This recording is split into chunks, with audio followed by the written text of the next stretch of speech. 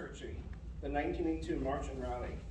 And we also decided to contextualize this film festival in Christopher Nolan's Oppenheimer. I would like to acknowledge our sponsors, as mentioned before, the Nuclear Age Peace Foundation, Reverse the Trend, Peace Boat US, Hibakusha Stories, Puffin Foundation, the Prospect Hill Foundation, and Lush Cosmetics. At Reverse the Trend, we use art and education as agents of change. Our work sheds light on the intersectional relationship between struggles for environmental justice, social justice, human rights, and nuclear disarmament. RTT, Reverse the Trend, is a youth initiative of the Nuclear Age Peace Foundation. Last night, I attended the Oppenheimer film. While it highlighted Oppenheimer's involvement with the Trinity test, the film only briefly touched upon his perspectives regarding the moral ramifications of his work. But the film opens up a conversation about the humanitarian impact of nuclear weapons and activism, and that's why we're all here tonight. So I'd like to give the floor back to Harris. Please.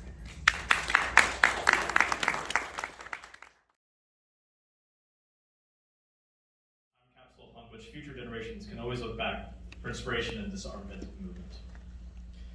Lastly, we're excited to show a short trailer for our upcoming film, Shades of Disarmament, an intergenerational film about the 1982 March and Rally. The film features interviews with leading activists, including Jim Anderson, president of Peace Action New York State, Leslie Kagan, a prominent activist who was involved in organizing for the March and Rally, and Vincent Intondi, author of the Saving the World from Nuclear War.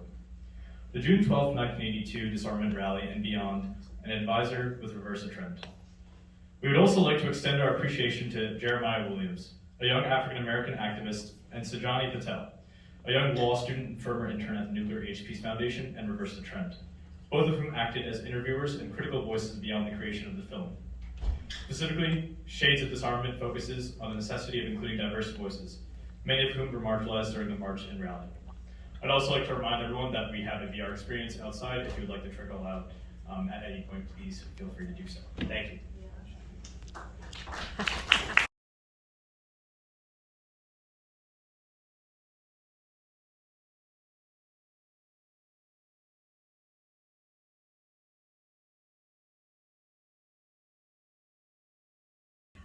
For bringing these films to us tonight, and of course our activists and everyone who is here with us.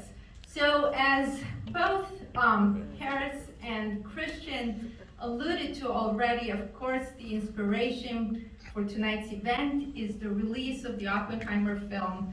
This is the first blockbuster release on the topic of nuclear weapons in years, if not decades. And we just simply thought that it was not just appropriate, but necessary really to get together and talk a little bit about some of the things that the film doesn't actually tell us. So I'm gonna leave that part, that hard part of what the film doesn't tell us, to the rest of the panelists, but I do wanna address some of the things that the film does tell us.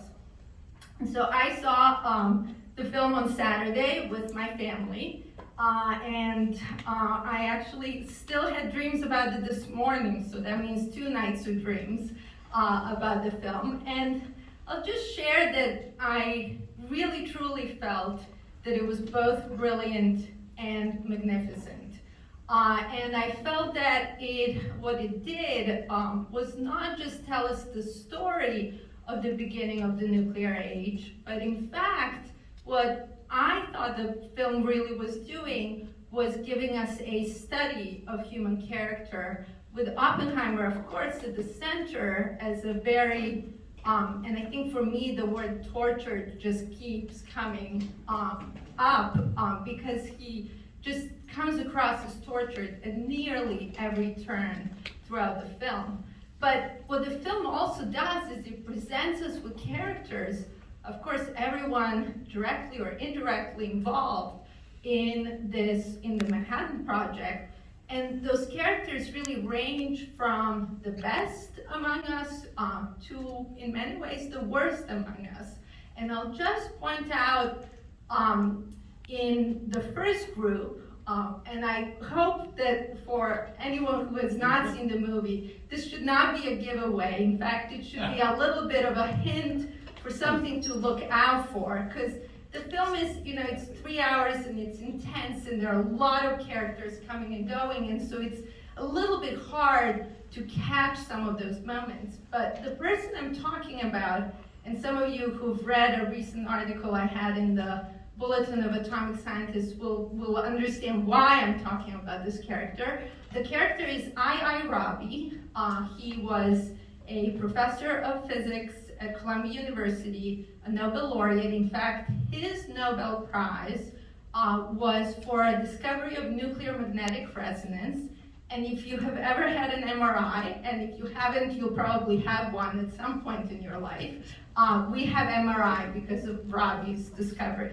So Rabi, and the reason, so there's the Columbia connection, but it turns out my family and I, my husband Emlyn, who's also a professor of physics at Columbia, we live in Rabi's old apartment. So what I want people who have seen the film is to maybe recall, and I'm going to point out 3 scenes about Rabi, and people who have not seen the film can actually sort of, look for Rabi when they do, if and when they do watch the film. And the 3 scenes are the following. The first is a moment in which Oppenheimer is expecting Rabi to join the Manhattan Project. And when Rabi says, no, I'm not coming here, and they're having this conversation in Los Alamos, Rabi says, I do not want 300 years of physics to culminate in making of a bomb. So just, remember that and watch for that scene. The second important to me, and again, I was looking out for this for personal reasons, but it's good to point them out. The second one is when they are in a committee meeting where a committee of scientists is meant to make a recommendation about whether or not to begin a program on building the hydrogen bomb. And at one point during that, and that scene keeps coming back in the film, but at one point it's Rabi who says, of course, we shouldn't be doing this, but calls hydrogen bombs weapons of genocide. And that is the only time in our government's record that anyone has ever used the word genocide in connection with nuclear weapons. And of course, the ultimate irony is that this is not just a weapon of genocide towards other people, it would also kill all of us. So, there's just that one little detail. And then the third thing I'll point out about Rabi is that during the Trinity test scene, so after the bomb actually explodes and it's a quote-unquote success, you see all this jubilation, everybody's happy and cheering, and you see Oppenheimer actually stands in sort of contrast to that. He's clearly overwhelmed, and he's clearly tortured yet again, but it's Rabi who looks devastated, simply devastated, because this success, in fact, happened. And so, again, to me, this is just one of the stories. This is all historically,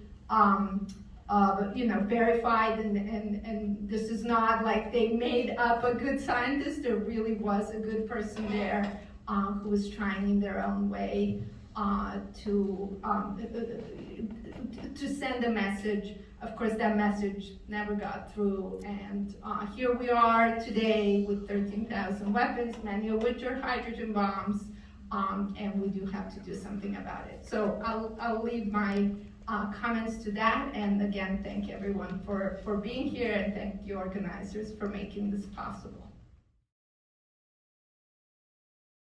It was the director of the very intimate profile of Val from Hiroshima. I was wondering if you could discuss the developmental process of obviously a very intimate and passionate film over here. Sure. Thanks everybody for having us and for showing the clips of Setsuko's testimony. It was interesting for us to see it in that way, because it's really woven throughout the film. Well, first of all, let me say that we were part of a program called Hibakusha Stories. Robert Krukist is here, who was the co-founder, and it's a wonderful program. And they would bring survivors of the bombings of Hiroshima and Nagasaki to New York City and into school programs all across the public and some private schools and a few colleges as well. And I think over the 8 years that the program existed, they showed, they introduced something like 40,000 students to survivors to hear their testimonies. So Michi and I participated in that program, Michi much more than I. But when Setsuko would come to New York City, she had some issues with her hips and couldn't really walk up and down stairs. So she stayed with Michi when she would come to town. And we got very close to her. And we, Hibakusha Stories would travel and do programs. We did a program down at the Truman Little White House in Florida, in the Keys. And we had traveled around and we had gotten to know Setsuko pretty well. And then we all went to witness the third conference on the impact of the humanitarian impact of nuclear weapons, and that was in Vienna. And when we were there, Setsuko arrived having traveled for about 6 weeks before that conference. And at the time, she was 83 years old and absolutely exhausted, but was a keynote speaker at both the ICANN part of that conference, and then the Austrian government also had I'm not very fluent with all the sort of terms from, when all these, not that, it's the different states that came together to meet about the humanitarian conference. So Setsuko was a keynote speaker at both of these events, and some of it is in our film. That's actually not in the clips that you saw. But she was very thrilled with it, but also exhausted and saying, I don't know how much longer I can do this, all this traveling and speaking. And so we started batting around what's the next thing for her. Was she going to write a book? Was she going to, I don't know, she wasn't sure. And she kept saying, I'm a writer of speeches, I am not going to write my autobiography, that's not happening. So I said to her, I was a television director at the time, and I said, well, I think you're very charismatic, and I think that you would be a great subject for a documentary. I was not offering to make one of her. That was in December of 2014, and in 2015 she was nominated with a bunch of other survivors for a Nobel Peace Prize. And then the Nuclear Non-Proliferation Treaty was meeting that year. They only meet every 5 years, and it was the 70th anniversary of the bombing. And she was going to go to Hiroshima for that commemoration for the first time in several decades.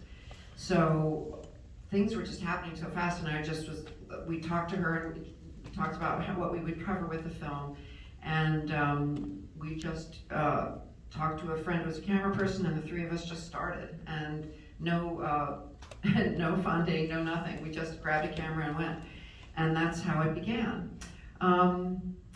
So our plan, as I say, was to really present Setsuko's story and the arc of her activism to being this international figure who has really had such a huge influence on politicians and civil society from hearing her testimony and giving it over and over again. But in the process of that, we also realized that, Michi's she's second generation. Her grandfather was the head of the Red Cross Hospital when he actually developed the hospital, and then was running the hospital when the bomb was dropped. And her mother is a survivor. And they had a very different way of handling what happened to them, which was they were silent. They never spoke of it. Michi was the only one that knew little tidbits of the story from her mother. She has 3 brothers who knew nothing except a couple of the big events that, like the grandfather was the head of the hospital, of course, but, and was injured in the bombing. But other than that, they really didn't know anything. So Michi was being encouraged by Setsuko to research her family's history, and she was particularly interested in this man who was a magnificent military doctor who was also a professor. He was taught military surgery and had traveled all over the world to learn about Western surgical techniques. But on top of that, he was a magnificent artist and poet. And so we just felt while we were doing this deep dive, we had to include his story and her mother's story and Michi's story, which was that of somebody who was grew up in Hiroshima, but had chosen not to be an activist or to kind of turn a blind eye to this. And again, to contrast Setsuko's life and somebody who learned about it later in life and then decided that, yes, indeed, it was something that she needed to devote her energy to. So I'll leave it there, and now Michi will answer. Yes, thank you for that, Susan. Michi, how would you describe the humanitarian impact of nuclear weapons and how it affects all of our daily lives? Thank you for the question. Thank you so much for inviting us for this wonderful eye-opening conference, especially when film like Oppenheimer just released. What amazing timing.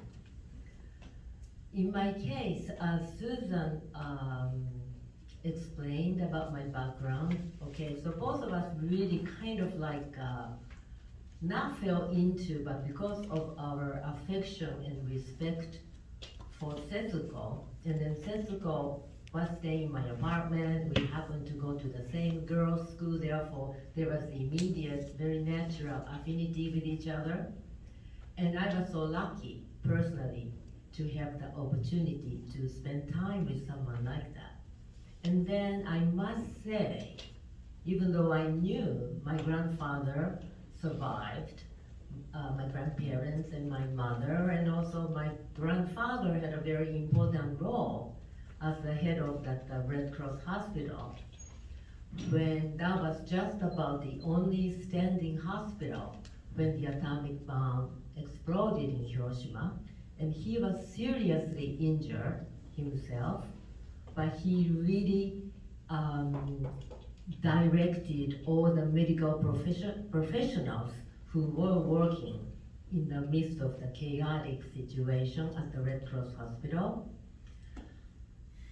I knew that, and yet in my family, we never really discussed it because it was kind of understood, and that was not something that we would discuss.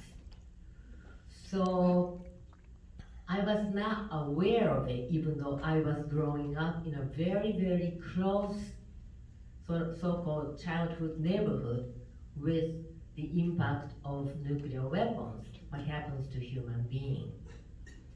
And thankfully, because I met Setsuko, and Setsuko knew what a difficult job my grandfather must have had, especially with the kind of personality he had. He was also artist, he was also poet, and had to handle this very catastrophic situation. So she kind of gently encouraged me to find out more about what happened to my grandfather. And I really did that. And I'm still in the process of finding out what happened to my grandfather, and also what happened to all the medical professionals at that time who worked so hard to try to treat even when they themselves were injured. And then also during the rebuilding time. So I really feel that without knowing really, but coming from with my background, I always thought that nuclear weapon just destroyed everyone's lives. And it was rather recent. I realized one thing by living in this country, that they always show the photograph of mushroom cloud whenever they talk about impact of atomic bomb, right? And I didn't really realize that for the most part, American audience, American people, not like you because you are very involved and you are activists, but for the most part, American regular people, they only see the photograph of powerful mushroom cloud. I didn't know, they didn't know anything about what exactly happened below the mushroom cloud. It was kept secret intentionally for many years. So because of that, I think that a film like Oppenheimer is quite innovative opportunity for anyone to get to see it. I was very impressed. But anyway, so I'm talking about it because I feel that humanitarian impact, that is a very big word, but it is really all about what exactly happened to all of us if nuclear weapon was used. And I think it's very simple. It cannot happen. It cannot coexist with our lives. So that's what I'd like to share with you. People aware the nuclear weapons threat is larger than just Putin's recent threat to the society, which was something that happened right before we released the project. And also let people know that there's so many ways to get involved, right? There's so many ways to get involved in nuclear weapons threat. It's not just about becoming an activist. It's not just becoming about a grassroots organizer. It's not just about sending a letter to your politician. You can get involved in nuclear weapons threat. To this scene, right? I'm here to learn because I feel like the majority of people in my generation who are becoming aware of the issues that we're all confronting right now are not really engaging at the level that once was capable before. Even though there's so much opportunity with technological advancements to get people engaged in their screens and their homes, it seems like they're further disconnected than they've ever been, especially from my generation. So in an attempt to answer that question, I'll make an aside that I promise is related, but this weekend you probably heard of a phrase or a little saying that got very popular, Barbenheimer. How many of you are familiar with that phrase? Barbenheimer, right? A lot of hands. Barbenheimer is the cinematic release weekend for the movie Barbie, as well as the film Oppenheimer, which we are discussing today. But unfortunately, for a lot of people, Oppenheimer would not have been something they went to go see without the cinematic and social experience that Barbie allowed them to show up to the theaters to enjoy. And so I use this as a microcosm to explain that for a lot of young people who are getting involved in this movement, there's a disconnect between why they actually care and when they're going to show up. And a lot of us care in the classroom, a lot of us care when we learn, but in order for us to learn, we have to first show up. And I think when I was interviewing for this documentary project, the reason I was so compelled to join on is because I felt it would be my part in allowing more people to show up, people who wouldn't usually be there in the room. And I think it's important to highlight how I got to that room in order to highlight how other youth groups, peoples, and marginalized groups will also show up, which is what we're highlighting in this film, the different shades, the different tones of skin, the different groups of people who layer themselves into these movements that existentially face all of us. And so I was selected to deliver the 2021 Civil Society Statement for Youth Involvement and Non-Proliferation and Disarmament to the United Nations First Committee. And I did that by attending a class just that I signed up for to fulfill an elective major requirement taught by Dr. Bolton, who's a part of NICAN. And in his course, I learned deeply about the existential human impact of nuclear weapons in a way that I had never even conceptualized before. How, like you were saying earlier, it's just the mushroom cloud photo that we see, and that's it. And that getting rid of these weapons is a logistical nightmare for the powers that be, and that it's not realistic. Mutually assured destruction is the way to go, and anything that suggests otherwise is naive. But as Dr. Vincent said in the film, be naive. That is what we need to really get out there and confront these systematic ways that we feel trapped into thinking that these problems are not solvable. And so I think for young people, Oppenheimer is an opportunity for them to engage and open up their thinking to go explore personally other forms of media that more seriously engage with the content matter of people's personal stories who are directly involved, like the people here on this stage today and in this room. And so I feel when I was doing this interview 30 years ago, highlighting the glory day of this movement, 1 million people amassing on the streets of New York. I walk on the streets of New York every day. I can't imagine what it would be like for 1 million people to be mobilized for one cause in all different shades. And I think, how do we get people, maybe not to do that exact thing again, but to engage at that same degree again? And after seeing Oppenheimer, a theme emerged for me: impossible choices.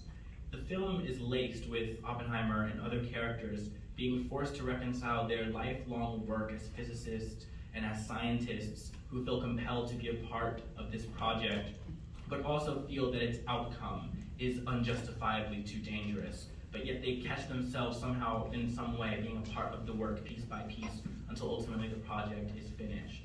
And I feel like a lot of time for my generation, there are so many choices we have to make on a daily basis that alienate us from even thinking about the impossible choices of something like nuclear disarmament.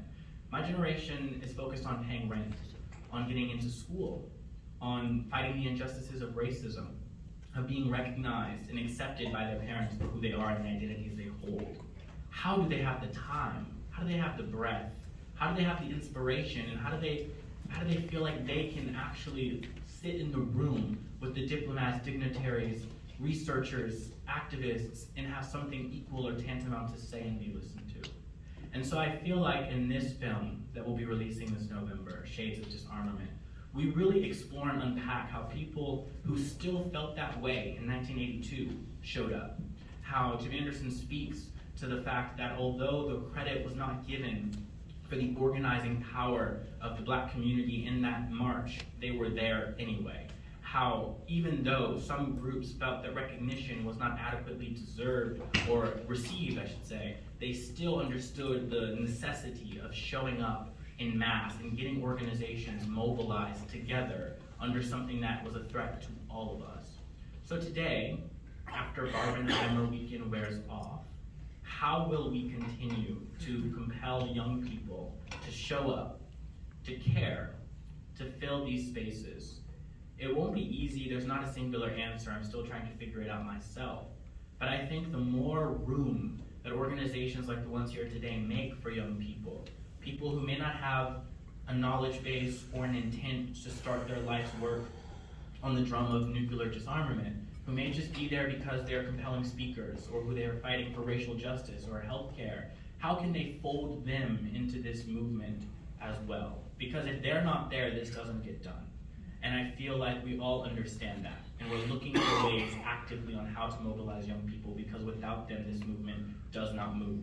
And so I feel like ultimately when this film releases and you're thinking about the different shades of disarmament, you're thinking about the different people who showed up to the movements in 1982 and all of the ones along the way, I want you to continue thinking in your personal lives, in your professional lives, in your activist lives. How can you continue to invite people who may not seem like likely candidates or who may not seem like they've committed their life's work to this cause to show up, to say something, and to have an impact? And that's why I'm here, and that's why I continue to do this work. So thank you for the question.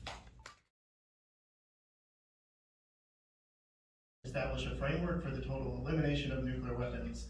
And the TPNW, and perhaps this is more relevant to some aspects of the conversation we're having around Oppenheimer, because it's not just about preventing future uses of nuclear weapons, but it is also about preventing, or rather, it is also about addressing past harms from past uses of nuclear weapons tests and harms to people and environments from past uses and tests of nuclear weapons. And so the other part of the question, how it's doing, we don't speak that much about it in this country. You don't hear it in the news very much, but even though you may not know it, this is a treaty that's supported by the vast majority of the world, and it's making fast progress. So it was adopted in 2017. It became law in 2021 after 50 countries ratified it. Today we have 68 countries that have fully joined it. 3 for me, everybody else.